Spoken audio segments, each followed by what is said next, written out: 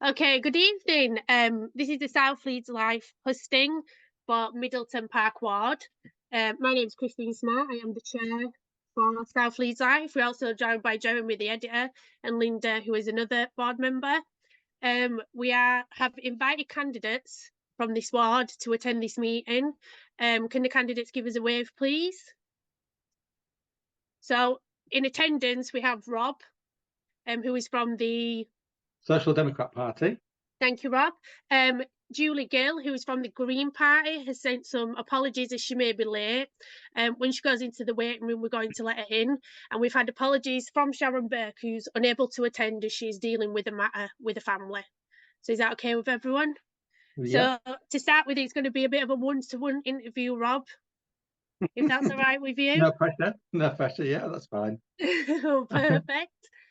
So we are recording, aren't we, Jeremy? We are recording. And it will be shown on YouTube after this on the South Leeds Live YouTube channel. Can I remind everybody we also have a Facebook page and a website where you can join, subscribe, or become a member if you'd like. So what we do is give candidates 1 minute to say whatever they like, introduce themselves. So Rob, if you want to start your 1 minute now, please. Yeah, sure. Well, my name is Rob Chesterfield. I'm the STP candidate for the forthcoming local elections for Middleton Park Ward. I live in Belle Isle, so I live in the ward, and I have done for the last 20 years. My main job is a foster carer. I've worked in fostering for the last 10 years, and before that, I was working with children and young people in a supported lodging scheme. Over the last 10 years in that fostering role, I've looked after teenagers, but my most current role for the last 5 years, I do a scheme called Mockingbird, which is linked up to other fostering families to form a large sort of support network across those families so that it helps to build relationships and bonds and peer support throughout. I'm looking forward to answering some of your questions this evening. Hello to those that are watching live, and obviously those that watch later on in YouTube. It's a pleasure to be here. I should also mention that my background within Leeds and within local politics is the first time I've stood as a candidate, but I've very much been active in the past with different groups. I was involved heavily with the Stop Sturton campaign a few years ago regarding the park and ride at Sturton.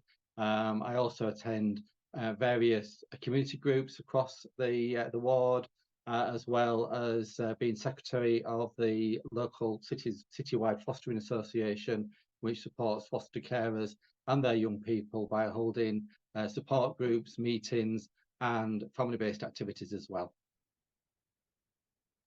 Thank you, Rob.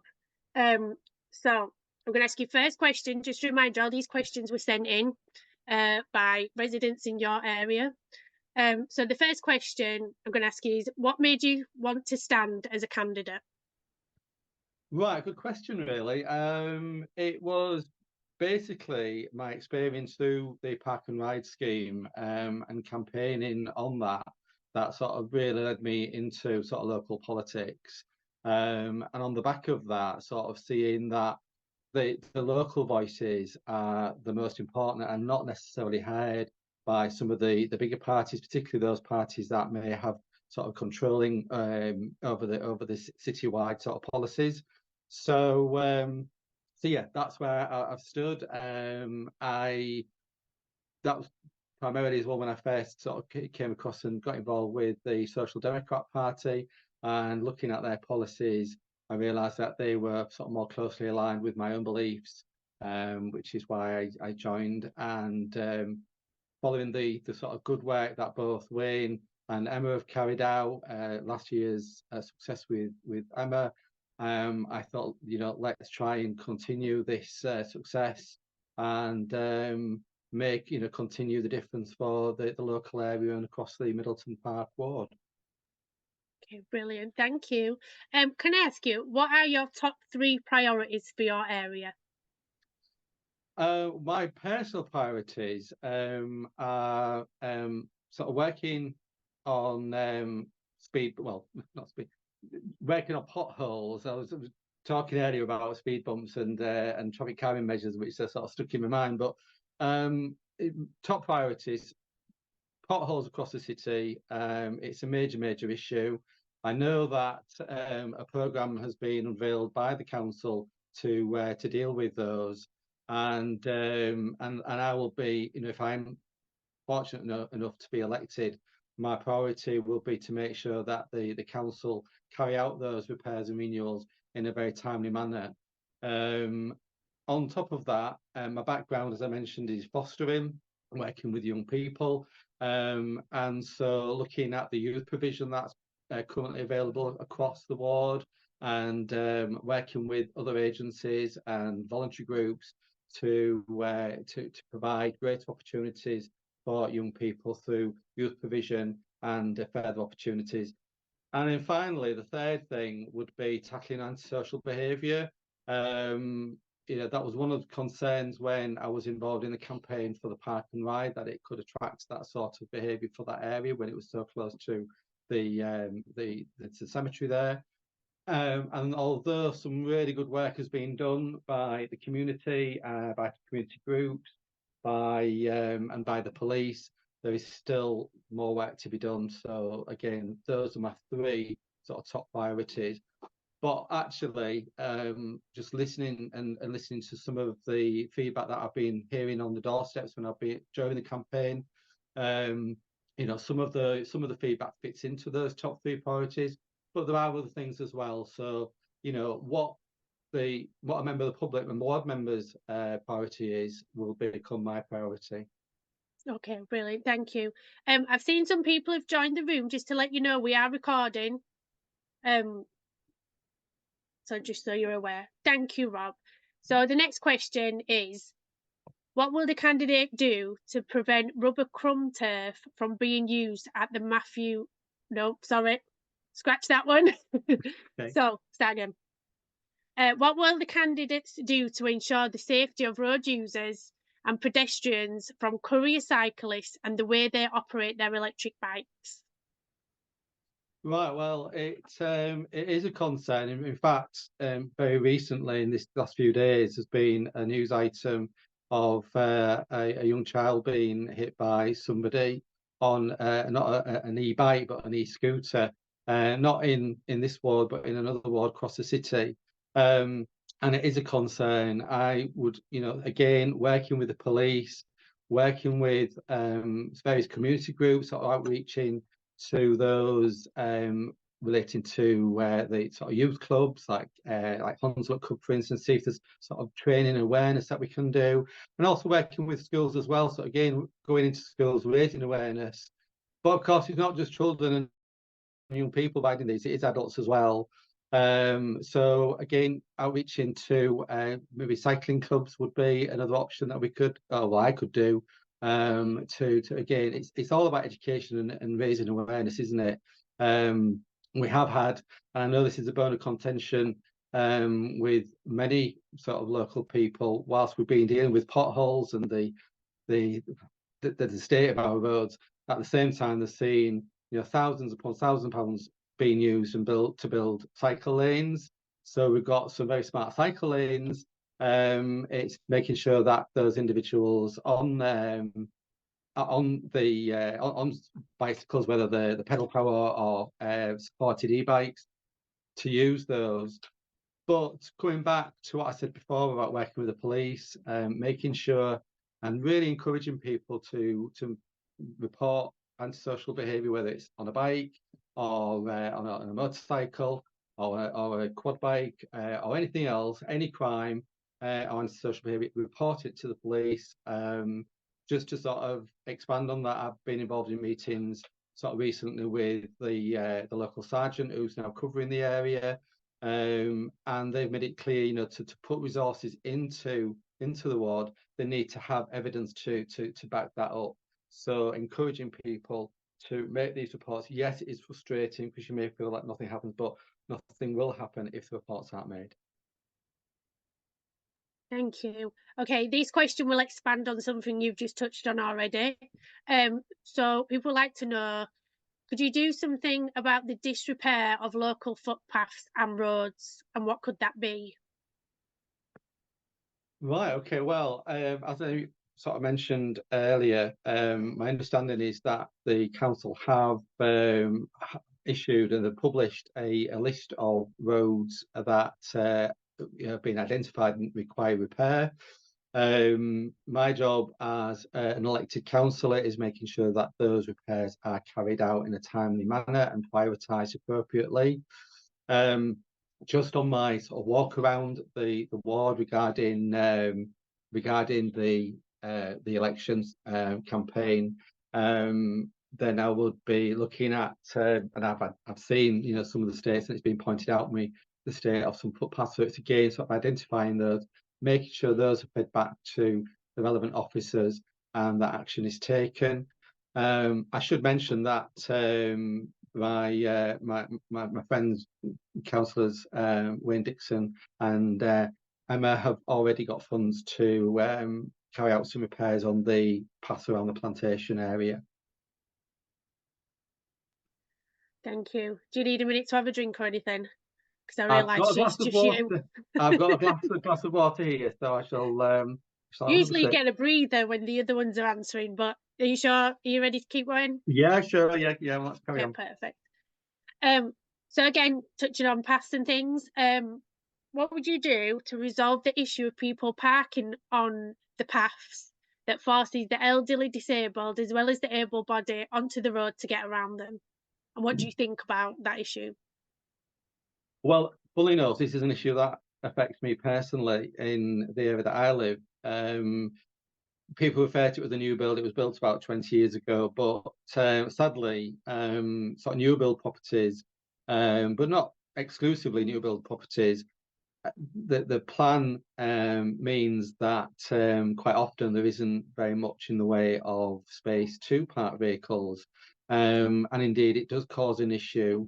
I was actually talking to a resident during, say the sort of recent election campaign, and she was explaining to me the impact it was having in that staff of a local office were parking on her street, blocking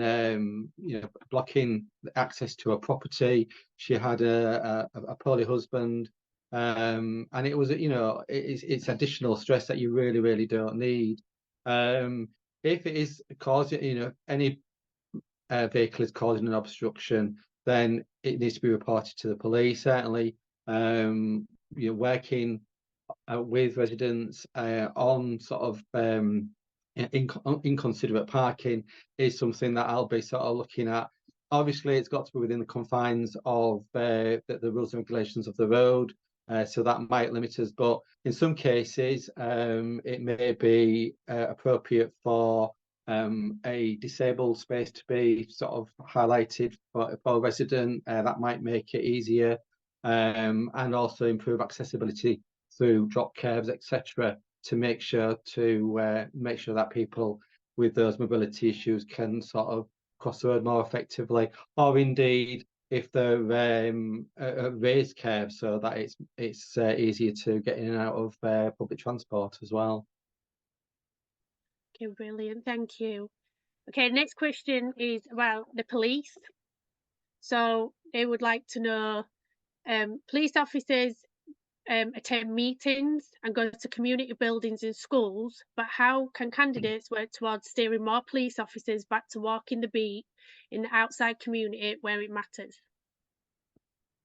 Right. Well, the contributor there has actually sort of put in there about attending meetings. Yes, I've attended meetings myself, community-based meetings, and wider meetings. I can think of one meeting that I attended, which was called for by the SDP councillors, and that was with the West Yorkshire Mayor. That took some arranging, and myself and a few other residents locally from the ward attended that meeting. And that one of the main reasons for that was to sort of raise some of these issues regarding the level of crime on the street. My sort of local area, we was hit over a sort of 3-week period where every single night something was happening on the street, and it is very unsettling. It's not a very pleasant situation to be in at all. So those residents and at this meeting were calling for action, more police on the beat, greater police presence. Our West Yorkshire Mayor, obviously the mayoral election is coming up, but our current Mayor, Tracy Brabin, has the powers for policing. We've been calling for more PCSOs as a party for the area. That was voted against, sadly. We feel that more PCSOs would at least free up the time for the main police force to be able to focus on certain crimes and antisocial behaviour, etc. Plus, it just creates a greater presence on the street. And I've sort of worked with a number of PCSOs in the past. Again, with my job within fostering and working with young people, and they are a good contact to have on the street, getting to know the community, they get to learn what's going on, what's going well, what's not going so well, etc. So yeah, that's what I'd be sort of looking at. Okay, perfect. Thank you. I would take a sip of water again. Sorry. Yeah, you go ahead. You go ahead. I just want to remind people watching there is a chat facility down the bottom. So if you have any additional questions that would be relevant to all parties, please feel free to pop them in there. Okay, do you want another second to breathe? No, it's You're okay. That's all right. Yeah. And quick fire rounds. Okay, this one's about budget. So, given the financial squeeze on the council currently, what would you cut from the budget? Well, that's an interesting one. I know as working in fostering that one of the biggest parts of the budget, well, the biggest part goes on children and adult social care services and care. And the pressures within in that sort of remain constant and don't seem to be easing anytime soon. I understand, and I've sort of been involved by sort of observing certain council meetings of late regarding the budget, that certain amendments were put forward by the opposing parties, and that would have meant that certain cuts to services or reduction in services or selling off of Leeds owned buildings wouldn't have had to have taken place. Those were voted against by the ruling party, unfortunately. I did read, I think yesterday, that the council do have some reserves. They recently got a refund of some of money from the combined authority regarding transport. So use those reserves to protect services, particularly children's services, which I'm very sort of familiar with. And if necessary, sort of look at loaning money as well to pay, to maintain services through this period. Brilliant, thank you. Right, next one. I think it's an easy one for you. So, do you think that councillors should be picking up litter? Ooh. Well, I think everybody should pick up litter. Actually, I mean, one of the most annoying things about it infuriates me. You're driving along the road, or you're walking along the street, and you see somebody throw litter out of a car. That is just, it's just very annoying. I suppose it provides the opportunity for councillors to sort of meet members of the public and sort of get out into their own ward areas. But there is sort of litter picking schemes that anybody can sort of approach. I know there's, for instance, Middleton Park have a scheme where you can contact them regarding litter picking, and environmental services are also there to help to do the bulk of it as well. But yeah, I think anybody should be encouraged to pick up litter. In fact, as an example, I was looking after I would say a pre-teen, so not quite a teenager, but you get sort of the 12-year-old, very cool and streetwise. We went for a walk around Middleton Park, and the next thing I know, he's picking up pieces of litter that's other people have discarded. And I thought, that's great. It's young people do tend to get sort of a bad rep, but without any prompting from me, he started litter picking. So all's good, I say. That's great. Okay, if you've watched Hustings before, you'll recognise this question. So people like to know, do you live where you're going to represent, and do you think it's important? I do think it's important, so I can say yes and yes to that. I do live in the area that I'm going to represent. I live in Belle Isle. I've lived in Belle Isle for the last 20 years this year. Prior to that, I lived in Hunslet. So I'm very familiar with this side of the city, south of the city. I do think it's important.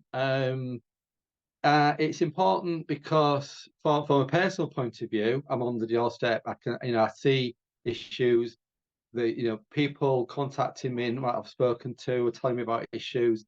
It's their issues, but they're also my issues as well, because I'm kind of living that same environment, and it means that as well, if because I'm living in the area, everybody is aware of that as well. They understand that I've got an invested interest to make sure and make Middleton Park Board a better place, which I think it deserves. Thank you. Okay, I think we're on the last 3 questions, all right? Mm-hmm. So I Okay. just want to remind anyone watching, the chat is there if you want to add any. I will do it soon. So let me have a look. A lot of money has been spent on cycle lanes in recent years. Do you think they are a good investment? Right, okay. It's contentious issue, and I've sort of raised this with councils myself in the past and said, we've got roads in such a state, all this money is being spent on building cycle lanes. The answers I've had in the past have been, well, it's from a different pot of money, it's not our money, it's not the council's money, we've got this money from central government. If we get it, we don't spend it on this, then we'll lose it. I've also heard sort of information coming back to say, well, it's not quite, we recognise that culturally we're not cyclists generally. It's not been in our sort of culture to cycle to and from work as much as it is in other countries such as the Netherlands, for instance. But I think it's with regards to cycle lanes, I get, yes, the money came from central government, but I think the council in general could have done a little bit of a better PR exercise to say, look, we've got this, we don't spend it, we'll lose it.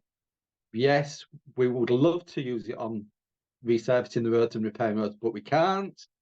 But strategically, we'd like to create cycle lanes. They may not be used by this current generation, but they may be used by the next generation. Now, if that's the case, my argument would be, let's then be strategic about it, and let's sort of look at a demographic. So if we think that the next generation is going to be using these cycle lanes, let's actually focus a network of cycle lanes around, say, the university campuses, around sort of key college buildings, because actually, and have the infrastructure, not just the cycle lanes, but the infrastructure such as secure parking, bike parking in the city centre and out the outlying areas, so that those people, those students, if you like, can that are in the next generation can actually get into the culture of using a bike and using that network, so that actually once they've moved on from university or college or whatever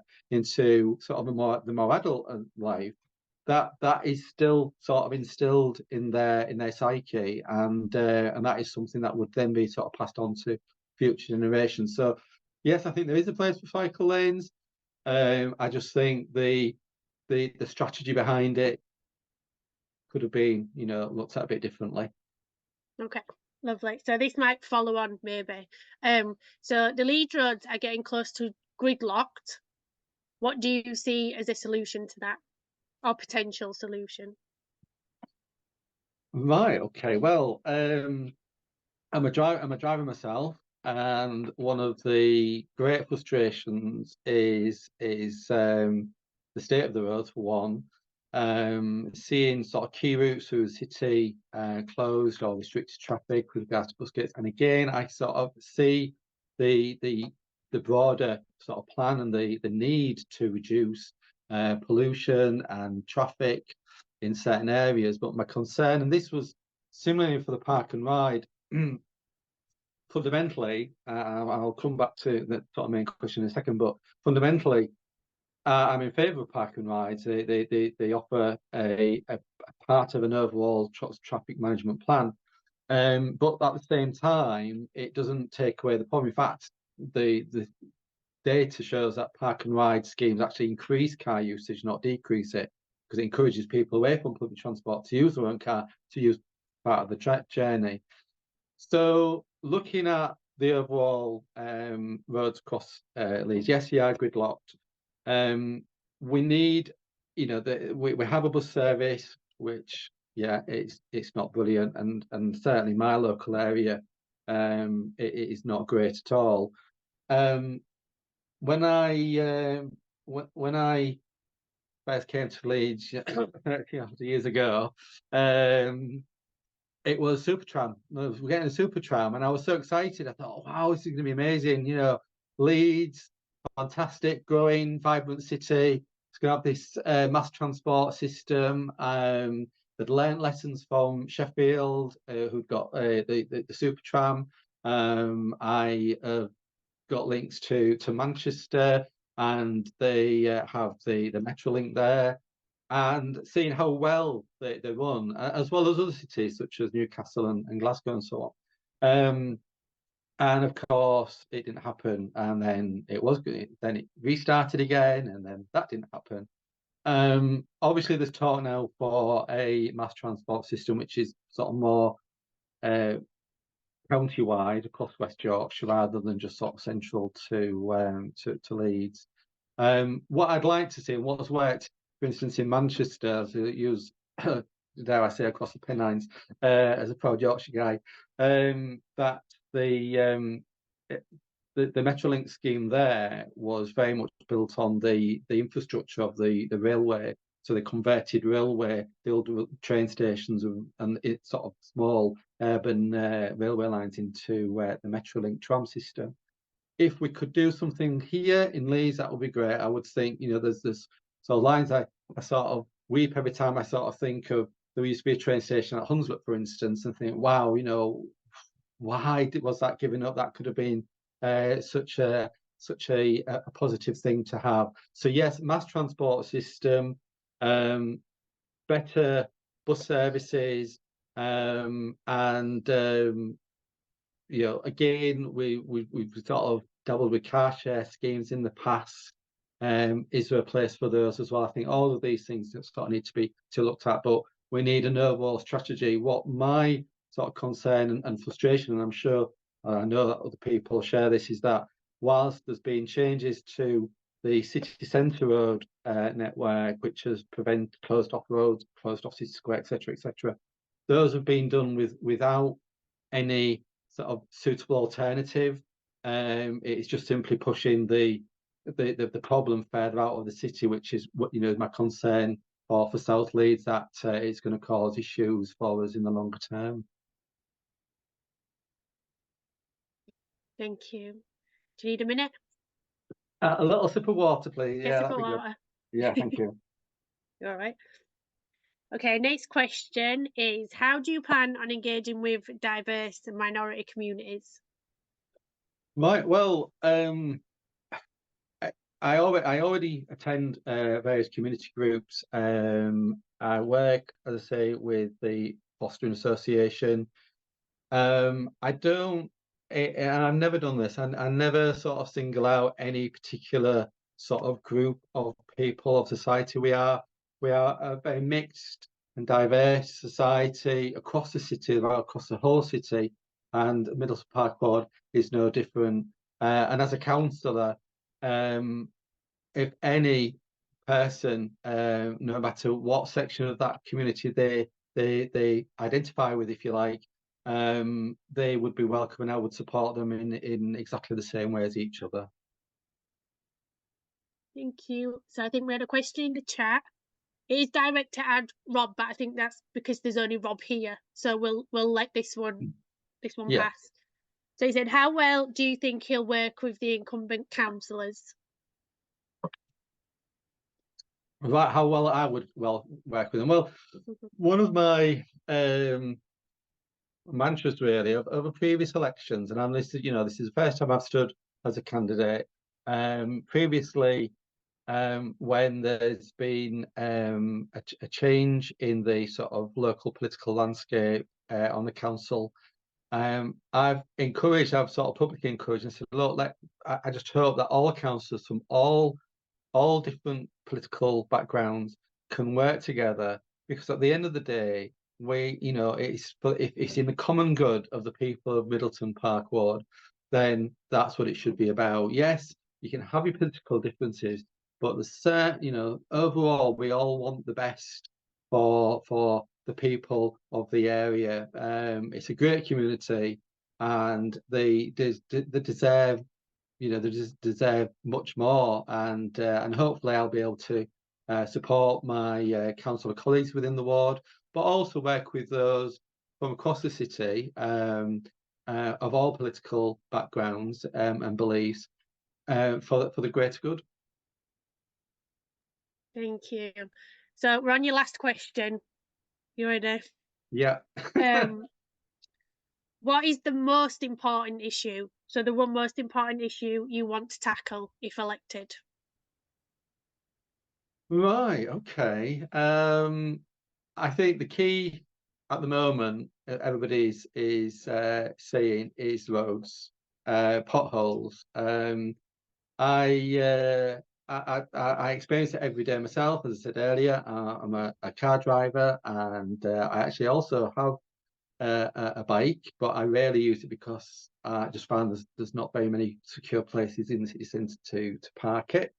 So roads, yeah, definitely the roads. It's a huge issue, and that is top of my list. Should I be elected? Okay, brilliant. So I'm just going to give fair warning to the chat. That was the last question I have. If you want to sneak another one in, can you do it now?